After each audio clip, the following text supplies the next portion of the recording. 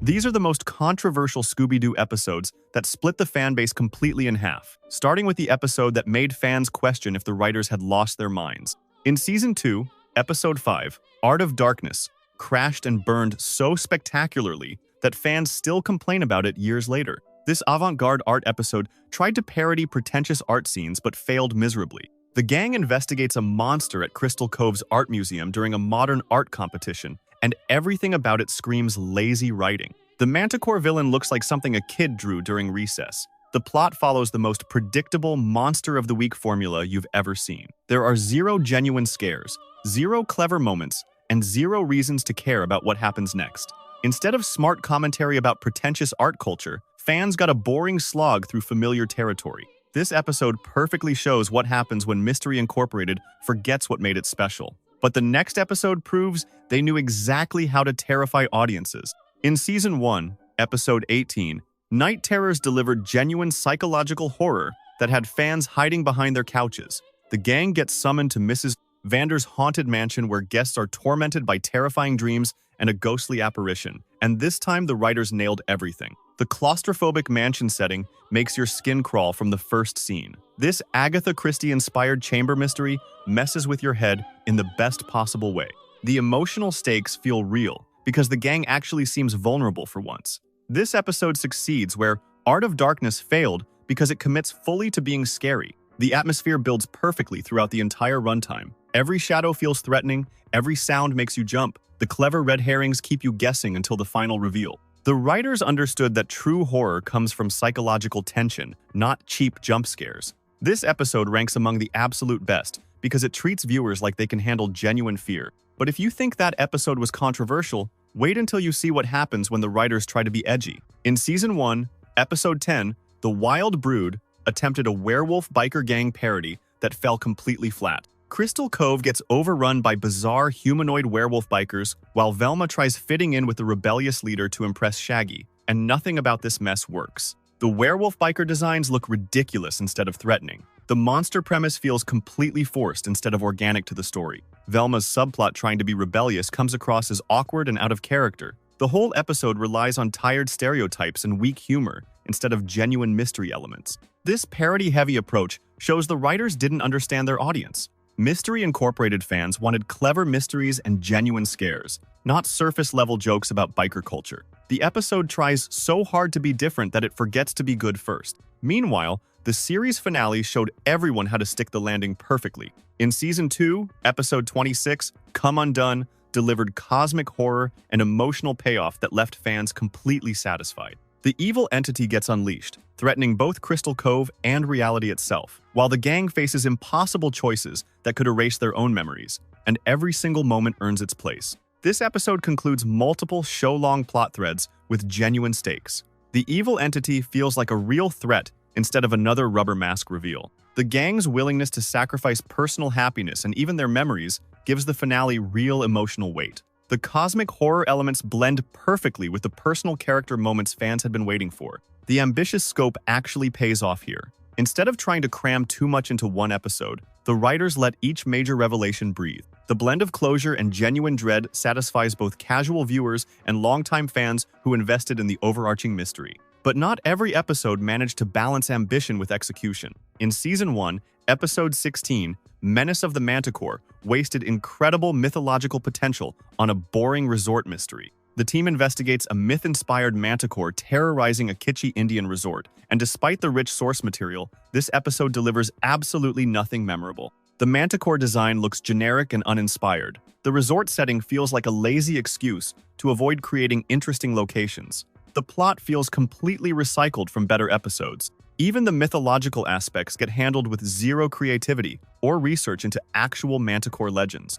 This episode proves that having cool source material means nothing without proper execution. The writers had access to centuries of mythology and folklore, but they treated it like just another monster costume. The lack of emotional stakes or connection to the bigger series arc makes this episode completely forgettable. Fortunately, some episodes understood how to use their settings properly. In Season 1, Episode 2, The Creeping Creatures captured lightning in a bottle with its ghost town atmosphere. The gang investigates the deserted town of Gatorsburg, plagued by monstrous alligator humanoids, and everything about this location works perfectly. The eerie, abandoned buildings immediately establish the right mood. The persistent tension throughout the episode keeps you on edge. The alligator humanoid creatures rank among the series' creepiest original monsters. The hints at the show's series-long conspiracy add extra depth without overwhelming the main story. This episode balances classic Scooby-Doo formula with the show's darker undertones. It proves you can respect the original while pushing into new territory. The strong horror atmosphere and tone of real danger stick with you long after the episode ends. However, not every attempt at spectacle succeeded. In Season 1, Episode 11, Battle of the Humungonauts, proved that giant monsters can't save terrible pacing. Two massive humungonauts fight and rampage through Crystal Cove, while Fred's parents' melodrama takes center stage, but the execution completely misses the mark. The pacing drags despite having literal giant monsters fighting in the streets. The kaiju movie parody attempts fall completely flat with fans. The humungonauts themselves lack effective design despite their massive size. The focus on Fred's parents' soap opera drama distracts from the core mystery instead of enhancing it. Giant monster battles should be exciting by default, but this episode manages to make kaiju fights boring. The writers focus too much on melodrama and not enough on making the actual monster sequences engaging. Fans rightfully expected better from such a promising concept. The contrast with truly great episodes becomes even more obvious. In Season 1, Episode 15, The Shrieking Madness, showed what happens when Scooby-Doo meets cosmic horror done right. The gang visits Darrow University and faces a tentacled Lovecraftian horror while investigating the sinister Professor Hatecraft, and every single element clicks into place. The university setting adds academic credibility to the cosmic horror elements. The tentacled monster design genuinely looks unsettling instead of silly. The clear Lovecraft homage rewards fans of both franchises without alienating casual viewers. The layered narrative and effective jump scares feel earned instead of tacked on. This episode succeeds because it commits fully to its concept. The writers clearly researched Lovecraftian horror and understood what makes it effective. The rich allusions to cosmic horror and ambitious genre-bending show Mystery Incorporated at its absolute best. But some episodes couldn't find that balance. In Season 2, Episode 14, Stand and Deliver delivered weak thrills with its ghostly highwayman plot. Crystal Cove gets plagued by a mysterious bandit stealing people's belongings, while Daphne's family complications bog down the story, and nothing about this combination works. The highwayman villain feels underwhelming and lacks any real personality or threatening presence. The clunky Daphne family subplot drags down the pacing instead of adding meaningful character development. The minimal ties to the larger series arc leave viewers feeling like they wasted their time. The episode offers nothing memorable or exciting. This episode shows what happens when writers phone it in completely. The historical highwayman concept had potential, but the execution felt lazy and uninspired. Fans noticed the lack of effort and rightfully called it out. Meanwhile, some episodes understood exactly how to deliver shocking revelations. In Season 1, Episode 26, The Freak of Crystal Cove changed everything when the gang finally unmasked the mysterious freak terrorizing the town. This season finale exposed deeply buried town secrets and connected dots between the old and new Mystery Incorporated, giving fans the reveal that redefined the entire series. The dramatic tone perfectly matches the shocking revelations.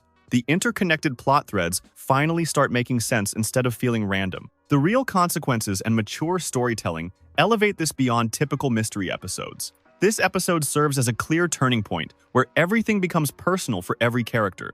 The writers earned this reveal through careful building throughout the entire first season. When the truth finally comes out, it feels inevitable and shocking at the same time. This perfect balance of surprise and logic shows masterful storytelling that respects both characters and audience intelligence. Unfortunately, not every ambitious episode hit the mark. In Season 2, Episode 9, Heart of Evil, proved that crossovers can completely derail a series' tone. Mystery Incorporated teams up with Blue, Falcon, and Dynamite to battle a robot dog villain, but the superhero elements clash horribly with the show's established atmosphere. The robot dog threat feels too campy for the series' darker tone. The superhero styling completely contradicts the ongoing mystery arc's serious elements. The crossover nature prioritizes fan service over storytelling quality. The whole episode feels like it belongs in a completely different show entirely. This episode demonstrates how external pressures can damage internal consistency. The writers clearly understood their series' strengths, but corporate demands for crossover content forced them into uncomfortable territory. Fans recognized this immediately and rejected the tonal inconsistency. The final beloved episode shows the series at its creative peak. In Season 1, Episode 20, Web of the Dreamweaver, created psychological perfection through nightmare logic horror. Crystal Cove residents get attacked in their dreams by the Dreamweaver monster, forcing the gang to face their deepest fears. And every single element contributes to genuine terror. The surreal, nightmarish sequences feel genuinely unsettling instead of silly. The meaningful character dilemmas add emotional depth to the horror elements. The inventive monster design stands out among the series' best villains. The focus on psychological fear shows the writers operating at full creative power. This episode proves that Mystery Incorporated worked best when it embraced its horror potential. The dream logic allows for creative visual storytelling that wouldn't work in normal episodes. Many fans remember this as the series' scariest and most visually inventive standalone mystery. If you want to see which Scooby-Doo series completely changed the franchise forever, click that video right there.